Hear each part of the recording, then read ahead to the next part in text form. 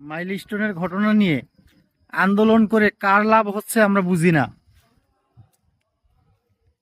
এখানে নিশ্চয় একটি উস্কানিদাতা গ্রুপ কাজ করতেছে, যারা কিনা ছাত্রদেরকে দিয়ে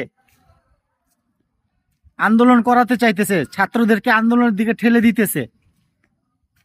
এই আন্দোলনে নিশ্চয় একটা চক্র কাজ করতেছে। দেশবাসীর কাছে অনুরোধ, ঢাকা শহরে যাদের সন্তানরা ছাত্রছাত্রী হিসেবে আছে, আপনারা আপনাদের সন্তানকে অনুরোধ করেন। এটা কিন্তু কোনো আন্দোলনের বিষয় না, এটা নিশ্চয়ই একটি দুর্ঘটনা। এটা নিয়ে আন্দোলন করলে কিচ্ছু হবে না। সরকারকে সহযোগিতা করতে হবে, সরকার যাতে আগামীতে এইরকম দুর্ঘটনা মোকাবেলা না করতে হয়,